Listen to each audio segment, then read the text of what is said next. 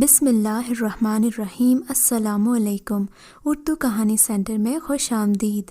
آج کے اس ویڈیو میں آپ کو ایک معصوم لڑکی کے اوپر بیتی دکھ بھری سچی کہانی سنانے چاہ رہی ہوں، لیکن کہانی سنانے سے پہلے نئے آنے والوں سے گزارش ہے کہ اردو کہانی سینٹر کو سبسکرائب کیجیے اور ہماری ویڈیو سب سے پہلے دیکھنے کے لیے بیل آئیکن کو کلک کیجیے۔ چلیے شروع کرتے ہیں کہانی۔ زارا اور ایمن دلہنیں بنی بیٹھی تھیں، ایک ہی گھر میں ایک ہی وقت میں دو شادیاں، مگر کسی کے دل میں شادمانی نہیں تھی۔ گھر میں شہنائیاں بج رہی تھیں، لیکن زارا اور ایمن کے دل میں ماتم کا سا سما تھا۔ یہی حالت حمزہ اور حافظ کی تھی، جو اپنی محبت نہ ملنے پر افسردہ سے تھے، مگر کسی سے بھی دل کی بے تابی کا اظہار کیوں کرتے۔ گھر میں مہمانوں کی آمد تھی، جبکہ عمر حیات اور سکندر حیات دونوں خوش باش صحن میں بیٹھے خوشگپیاں لگا رہے تھے، اس بات سے بے خبر کہ ان کے بچے کس اذیت سے گزر رہے ہیں۔ نہ جانے کیوں بڑوں کو ہمیشہ لگتا ہے کہ چھوٹے ان کے غلط فیصلوں کو بھی کبھی نہ کبھی قبول کر لیں گے اور بالآخر ایک دن خوشیوں کے نام پر سمجھوتا کر ہی لیں گے، حالانکہ ایسا اکثر نہیں ہو پاتا۔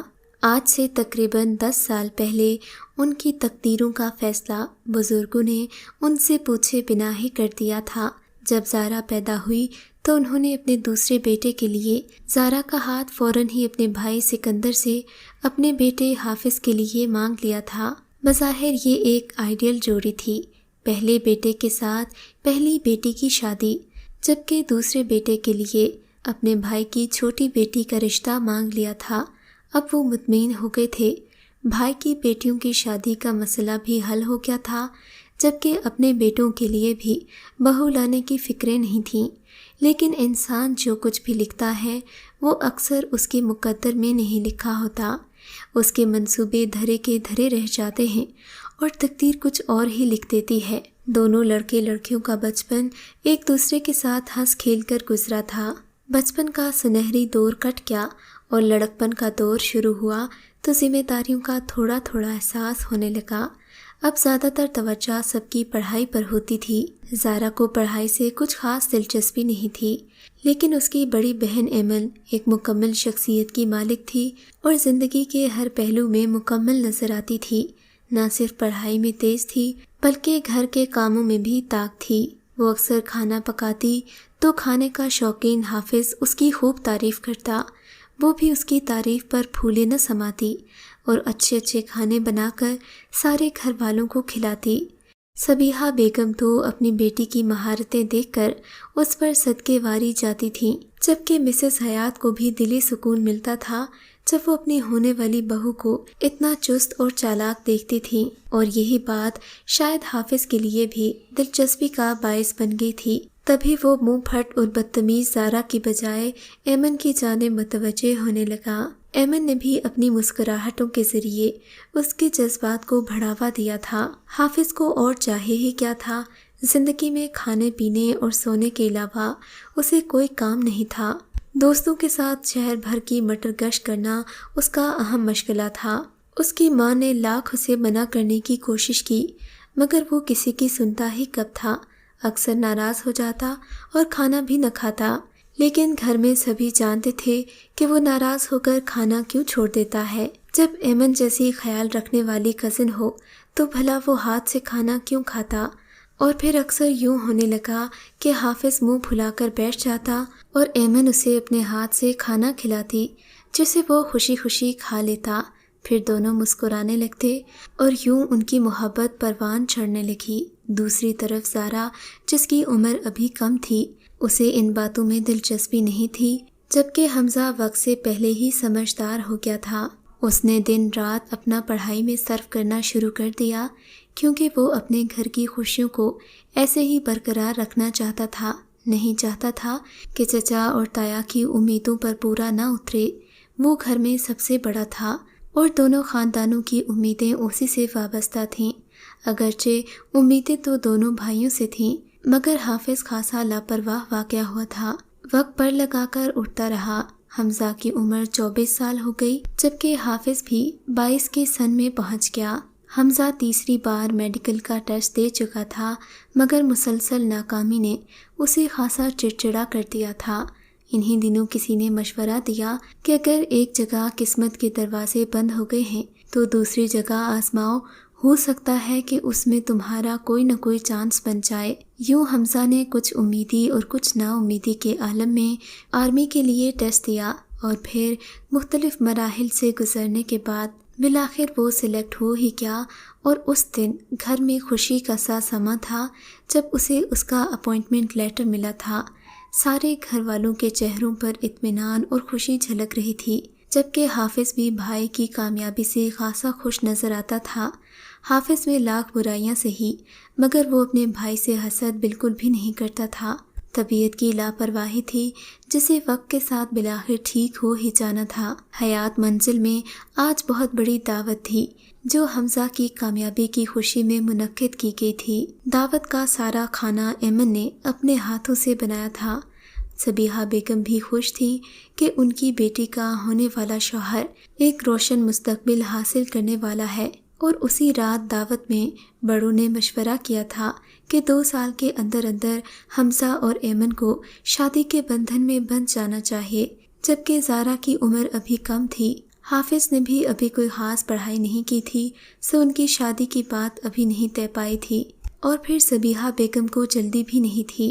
گھر ہی کی تو بات تھی، بیٹیوں کی عمر نکلنے کا خدشہ بھی نہیں تھا، منگنیاں ہو چکی تھی، بس شادیاں باقی تھیں۔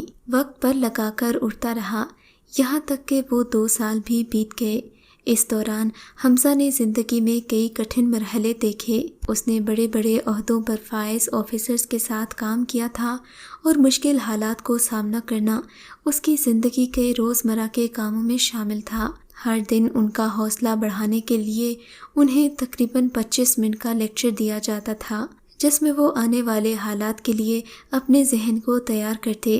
انہی باتوں نے حمزہ کو ایک مضبوط شخصیت کا مالک بنا دیا تھا۔ اسے مشکل حالات کا مقابلہ کرنا اور ان سے مردانہ وار لڑنا اب کافی لطف دینے لگا تھا۔ یہی اس کی زندگی کا مقصد بن گیا تھا۔ پھر 2 سال کے بعد جب وہ حیات ہاؤس میں لوٹا تو اس کی زندگی، اس کی شخصیت بدل چکی تھی۔ وہ اب ایک ذمہ دار شخص نظر آتا تھا، لیکن کہتے ہیں انسان اسی چیز کی تمنا کرتا ہے جو اس کے پاس نہیں ہوتی۔ عقل اور سمجھداری کا پیکر حمزہ اپنی ہونے والی جیون ساتھی کی آنکھوں میں وہ معصومیت دیکھنا چاہتا تھا جسے دیکھ کر وہ پورے دن کی تھکن بھول جائے اور اس کا ذہن پھر سے مشکلات میں نبرد آزما ہونے کے لیے تیار ہو جائے۔ اب اس کے کانوں میں اس کی اور ایمن کی شادی کی باتیں گونج رہی تھیں، جبکہ ایمن بلا کی سمجھدار، چالاک اور تیز تراز لڑکی تھی۔ ہر بات کا جواب اس کے منہ میں ہی ہوتا تھا، اور تقریباً ہر دوسری بات میں اسے بحث کرنے کی عادت تھی۔ حمزہ نے فوج میں رہ کر یس اور نو سر ہی سیکھا تھا۔ اسے نہ ہی بحث پسند تھی، نہ وہ خود بحث میں پڑتا تھا۔ ایمن کو دیکھ کر اسے سخت مایوسی ہوئی تھی۔ وہ اس کے معیار پر قطعی پورا نہ اترتی تھی۔ دل ہی دل میں وہ پچھتا رہا تھا جب بڑوں نے اس کی منگنی کی تھی، مگر اب کیا کیا جا سکتا تھا؟ بڑوں کا حکم ماننا بھی اس کی مجبوری تھی، اور پھر اس کی زندگی میں کوئی خاص پسند بھی تو نہیں تھی جس کے لیے وہ اپنے ماں باپ سے یہ کہتا کہ مجھے ایمن سے شادی نہیں کرنی بلکہ فلاں لڑکی سے کرنی ہے۔ آج صبح صبح بھی وہ انہی سوچوں میں گم تھی کہ زارا چائے کی پیالی لیے اس کے کمرے میں داخل ہوئی۔ ان کے گھر میں ناشتہ 8 بجے بنتا تھا، اور عموماً صبح کے 6 بجے کوئی چائے نہیں پیتا تھا، مگر زارا کی عادت ذرا مختلف تھی۔ وہ صبح صبح پورے گھر کا چکر لگاتی اور اپنے رکھے ہوئے پرندوں کو بھی دانہ وغیرہ ڈالتی۔ اس دوران وہ خود بھی اپنے لیے چائے بناتی اور اکثر ساتھ بسکٹ وغیرہ کھاتی۔ پھر جب دل کرتا تو بسکٹ کا پاؤڈر سا بنا کر اپنے طوطوں کو کھلاتی۔ پچھلے 1 سال سے اس کی یہی روٹین تھی، خاص کر جب سے اس نے پرندے رکھے تھے وہ ان کا زیادہ خیال رکھنے لگی تھی۔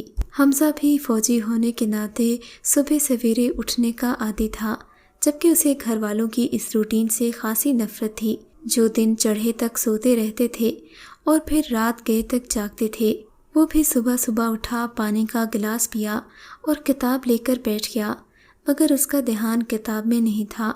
وہ مسلسل ایمن کے بارے میں سوچ رہا تھا، جس کی ایک بھی عادت اس سے نہیں ملتی تھی اور وہ اس کی شریک سفر بننے جا رہی تھی۔ اس کی سوچوں کا تسلسل تب ٹوٹا جب زارا اس کے کمرے میں بنا اجازت داخل ہو گئی۔ یہی تو وجہ تھی جو سب گھر والے اسے بدتمیز کہتے تھے۔ حمزہ بھائی، چائے پئیں گے آپ؟ وہ اسی چائے کی پیالی سے ایک سپ لیتے ہوئے بولی۔ ہاں، چائے پینے کا من تو ہو رہا ہے، لیکن میری چائے ہے کہاں؟ اس نے زارا کے بچپنے کو نظر انداز کرتے ہوئے کہا۔ اس نے چائے کی پیالی ہونٹوں سے لگائی اور پھر سر کی مخصوص آواز پیدا کر کے ایک گھونٹ پی کر بولی، یہ لیں آپ کی چائے آ گئی۔ میں تو ویسے بھی تھوڑی سی پیتی ہوں، اب بھلا اتنا بڑا مگ اکیلے تھوڑی پی جاؤں گی۔ اس نے بنا پلکیں جھپکائے کپ حمزہ کی طرف بڑھا دیا۔ حمزہ جو کسی کا جھوٹا نہیں پیتا تھا، نہ جانے اس کے من میں کیا آئی کہ اس نے زارا کا دل رکھنے کو اس سے چائے کی پیالی لے لی اور سائڈ پر رکھ دی۔ ٹھیک ہے، تم چلی جاؤ، میں بعد میں پی لوں گا۔ اس کا ارادہ تھا کہ زارا کے جاتے ہی وہ چائے گرا دے گا، مگر وہ زارا ہی کیا جو کسی کی جان چھوڑ دے۔ وہ اس کے پاس ہی کرسی پر ٹانگیں پھیلا کر بیٹھ گئی اور بولی، حمزہ بھائی، آپ صبح صبح پڑھ رہے ہیں؟ اتنی صبح کون پڑھائی کرتا ہے؟ چلیں چھوڑیں اس کتاب کو، میں آپ کو اپنے طوطے دکھاتی ہوں۔ اس نے جھٹ سے اس کی گود سے کتاب لی اور ٹیبل پر دھر دی۔ اب بات حمزہ کی برداشت سے باہر ہو رہی تھی، لیکن مرتا کیا نہ کرتا، اسے کچھ کہنے کا بھی کوئی فائدہ نہیں تھا، وہ تو اپنی منوا کر ہی رہتی تھی۔ اور پھر وہ اس کا ہاتھ پکڑ کر اسے اپنے طوطے دکھانے لے گئی۔ زارا کے لائے ہوئے طوطے دیکھ کر حمزہ پلکیں جھپکانا بھول گیا۔ وہی باتیں، وہی چیزیں جن کے بارے میں وہ کتابیں پڑھتا تھا، زارا نے اپنے گھر میں پال رکھی تھیں۔ آج تک تو حمزہ کو اندازہ ہی نہ ہو سکا کہ محض کتابیں پڑھنا ہی کافی نہیں ہے، چیزوں کو سمجھنے کے لیے انہیں دیکھنا بھی ضروری تھا۔ لیکن خیر، اس کی مصروف روٹین میں اسے کسی چیز کو ہاتھ لگانے کا موقع ہی کب ملا تھا۔ لیکن اب جب زارا نے اسے اپنے طوطے دکھائے تھے تو وہ اس کی پسند کو داد دیے بنا نہیں رہ سکا تھا۔ اور پھر نہ جانے کب زارا کے طوطوں کے ساتھ زارا بھی حمزہ کی پسند بن گئی۔ اب تو گھر کا ماحول عجیب ہی رہ گیا تھا۔ ایک طرف حافظ اور ایمن محبت کی منزلیں طے کرتے ایسے مقام پر آ گئے تھے جہاں سے واپسی ممکن نہیں تھی، اور دوسری طرف زارا اور حمزہ بھی خاموش محبت کی لپیٹ میں آ چکے تھے۔ اگرچہ ابھی تک الفاظ کا اظہار نہیں ہوا تھا، لیکن جب محبت اس حد تک پہنچ جائے کہ ایک دوسرے کے سوا کچھ نظر نہ آئے تو الفاظ کی ضرورت کہاں رہتی ہے۔ حمزہ نے بھی الفاظ کا سہارا لینا مناسب نہیں سمجھا اور وقت یوں ہی خاموشی کے ساتھ بیتتا رہا۔ پھر ایک دن آ گیا کہ شادی کی تلواریں ان کے سر پر لٹکنے لگیں۔ اب تو گھر میں کھلم کھلا اس کی اور ایمن کی شادی کی باتیں ہونے لگی تھیں۔ حافظ کی لاپرواہی دیکھ کر بزرگوں نے یہ فیصلہ بھی کر دیا کہ اس کی شادی بھی زارا سے کر دی جائے، شاید شادی کے بعد وہ ذمہ دار ہو جائے گا۔ پتہ نہیں ہمارے معاشرے میں یہ بڑی بیماری ہے، ہر بیماری اور غیر ذمہ داری کا حل شادی کو ہی کیوں سمجھا جاتا ہے، جبکہ شادی کرنے کے لیے لڑکے کو کم از کم گھر کی ذمہ داری سنبھالنے کے قابل ہونا چاہیے۔ اور پھر بالآخر گھر کے بڑوں نے طے کر دیا کہ دونوں شادیاں ایک ہی دن طے پائیں گی۔ یہ باتیں بچوں سے کب چھپی رہ سکتی تھیں، جو اب بچے نہیں رہے تھے، جوانی کی دہلیز پار کر چکے تھے، جن کے جذبات اور نگاہوں کے زاویے بدل گئے تھے۔ گھر کے بڑوں کی تیز نگاہیں بھی یہ پہچان نہ سکیں کہ ایمن اور حافظ ہر وقت ایک دوسرے کے چاؤ کیوں کرتے رہتے ہیں۔ ایمن کیوں حافظ کو کھانا کھلاتی ہے اور زارا حمزہ کے ارد گرد کیوں منڈلاتی رہتی ہے۔ نہ جانے کیوں ایسے معاملات میں بڑے بھی انجان بن جاتے ہیں۔ انہیں کیوں یقین نہیں آتا زمانہ بدل گیا ہے۔ زمانہ نہ بھی بدلے، اس عمر میں یہ جذبات تو جنم لے لیتے ہیں، نگاہیں بدل جاتی ہیں اور دل مچلنے لگتے ہیں، مگر کسی میں بھی یہ ہمت نہ ہوئی کہ بڑوں کو اپنی پسند کے بارے میں بتا سکے۔ نہ ہی بڑوں کو اتنی عقل آئی کہ شادی سے پہلے بچوں کی پسند پوچھ لیں یا کم از کم ان کے رویوں کو دیکھ کر کوئی اندازہ قائم کر لیں۔ یہاں تک کہ شادی کا دن آ پہنچا تھا، حمزہ اور حافظ کی شیروانی بھی بن گئی تھی، جبکہ دونوں بہنیں دلہن بنی بیٹھی تھیں۔ دونوں کی نگاہوں میں حسرت تھی اور آنکھوں میں افسردگی سی تھی۔ حمزہ جو آج تک زارا کو بچی ہی سمجھتا تھا، آج اسے احساس ہو رہا تھا کہ اسے زارا سے کتنی محبت ہے۔ زارا کے سوگوار حسن سے بھی حمزہ کی محبت چھلک رہی تھی، جسے نظر انداز ہرگز نہیں کیا جا سکتا تھا۔ مگر اب کیا ہو سکتا تھا سوائے اس سے کہ بڑوں کے فیصلے سے بغاوت کر دی جائے، جو کہ اب ممکن نہیں رہا تھا۔ شادی کے کارڈ بٹ چکے تھے اور گھر میں مہمانوں کی آمد ہو چکی تھی۔ اس سب سے گھبرا کر حمزہ قریب ہی پارک میں جا بیٹھا۔ نہ جانے کیوں اس کا دم گھٹ رہا تھا۔ وہ گھر سے نہ جانے کیا بہانہ کر کے آیا تھا، مگر سچ تو یہ ہے کہ اس کا دل چاہتا تھا وہ یہاں سے بھاگ جائے، لیکن زندگی کے 2 سالوں نے اسے حالات کا مقابلہ کرنا سکھا دیا تھا۔ سو وہ کچھ دیر رک کر گھر کی طرف چلا آیا۔ گھر کے دروازے پر اسے حافظ سرخ آنکھوں کے ساتھ ملا۔ وجہ پوچھنے پر اس نے کچھ ہچکچاہٹ کا اظہار کیا۔ حمزہ نے اس کا کاندھا تھپتھپایا، تھوڑی شفقت دکھائی تو اس نے بھی دل کا حال اس کے سامنے رکھ دیا۔ اب تو بات کو ہرگز نظر انداز نہیں کیا جا سکتا تھا۔ اب بات 2 بھائیوں ہی کی نہیں، 2 بہنوں کی خوشیوں کی بھی تھی۔ بات خوشیوں کی ہی نہیں تھی، رشتوں کے تقدس کی بھی تھی۔ اور جبکہ ایک گھر میں رہتے ہوئے یہ ممکن نہیں تھا کہ وہ دونوں ایک دوسرے کے سامنے نہ آئیں، تو پھر یہ تو عین ممکن تھا کہ شادی کے بعد جذبات کی کشمکش انہیں دیکھے اندیکھے گناہ میں مبتلا نہ کرتے۔ اور پھر یہ شریعت میں بھی غلط نہیں تھا کہ اپنی پسند کا جیون ساتھی اپنایا جائے۔ اگر کوئی رکاوٹ تھی تو وہ معاشرے کی پابندیاں اور رشتوں کا مان تھا۔ ایک لمحے کو حمزہ نے سوچا کہ بڑوں کے فیصلے کے سامنے سر جھکا لے، لیکن آج سر جھکا کر گزارا نہیں تھا۔ وہ ساری زندگی اپنی بھابھی کو بھابھی نہ کہہ پاتا اور نہ ہی زارا کو اس کا بھائی بھابھی کا درجہ دیتا۔ ایسے میں رشتوں سے پیدا ہونے والی پیچیدگیوں سے بہتر تھا کہ آج ایک ہی بار اس کام کو سر انجام دے دیا جائے۔ لیکن اپنے باپ کی ضد سے وہ بھی واقف تھا، اس لیے اس نے سمرین کو فون ملایا، جو اس کے باپ کی سگی بہن تھی، مگر کسی مجبوری کی وجہ سے شادی میں جلد شرکت نہیں کر سکی تھی۔ ان کی آمد تقریباً 1 گھنٹے میں متوقع تھی۔ حمزہ نے انہیں لینے بھی جانا تھا۔ اس نے اپنے بھائی کو تسلی دی اور خود سمرین کو لینے چلا گیا، جہاں اس نے سمرین کے ساتھ مل کر وہ منصوبہ بنایا کہ زندگی بھر اسے اپنے فیصلے پر فخر رہا۔ سمرین کے ایکسیڈنٹ کا سن کر عمر حیات اور سکندر حیات دوڑے دوڑے اپنی بہن کی جان بچانے آئے تھے۔ وہ ہسپتال کے ایمرجنسی وارڈ کے باہر چکر لگا رہے تھے، جبکہ حمزہ نے اپنے ڈاکٹر دوست کو تاکید کر رکھی تھی، جس نے بڑی مشکل سے ایمرجنسی وارڈ میں ایک بیڈ فالتو لا کر اس پر سمرین کو لٹا دیا تھا اور سمرین کی ناک کے ساتھ آکسیجن ماسک لگا دیا تھا۔ سمرین جو ماہر نفسیات بھی تھی، اس کی مجبوری کو سمجھتی تھی، اس نے بھی بھرپور ساتھ دیا۔ اور یوں سکندر حیات اور عمر حیات شادی والے گھر کی بجائے ہسپتال میں موجود تھے، جبکہ شادی والے گھر میں مولوی صاحب پہنچ چکے تھے۔ نکاح کی تیاریاں ہو رہی تھیں اور پھر منصوبے کے مطابق ایمن کا نکاح حافظ سے اور زارا کا نکاح حمزہ سے بخیر و خوبی طے پا گیا۔ یہ سب کچھ اس قدر جلدی ہوا کہ حمزہ کو لگا وہ شادی والے گھر میں نہیں بلکہ میدان جنگ میں ہے، جہاں ایک ایک سیکنڈ سوچ کر گزارنا پڑتا ہے۔ زارا دلہن بنی اس کے سامنے بیٹھی مسکرا رہی تھی، اسے اس کی محبت مل گئی تھی اور وہ اپنے فیصلے پر نازاں تھا۔ حافظ اپنی شادی کا کیک ایمن کے ہاتھوں سے کھا رہا تھا، اس کی آنکھوں کی چمک اور جسم کا وزن بتا رہا تھا کہ اسے ایمن کے ہاتھ کا کھانا ہمیشہ سے ہی پسند تھا۔ جبکہ اپنے اپنے کمرے میں سکون سے لیٹے سکندر حیات اور عمر حیات کو لگتا تھا حالات معمول پر ہیں اور ایمرجنسی کی وجہ سے ان کے جانے کے بعد بچوں کے نکاح ان کی غیر موجودگی میں ہو گئے ہیں، جبکہ حمزہ زارا کو پا کر اتنا خوش تھا کہ وہ آنے والے دن کی مشکلات کے بارے میں سب کچھ بھول گیا تھا۔ اور بھولتا بھی کیوں نہ، اس کا ضمیر جو مطمئن تھا، اس نے خود کو اور اپنے بھائی کو عمر بھر کے گناہ سے بچا لیا تھا۔ اس نے رشتوں کے تقدس کو پامال نہیں کیا تھا، نہ ہی معاشرے کے سوالوں سے گھبرا کر اس نے اپنی محبت کسی اور کے حوالے کی تھی۔ اسے اسی بات کا فخر تھا کہ وہ اللہ کے سامنے جواب دہ ہے۔ اللہ نے اپنے بندوں کو شریعت میں اس بات کی اجازت دی تھی کہ وہ اپنی زندگی کے معاملات مرضی سے طے کر سکیں۔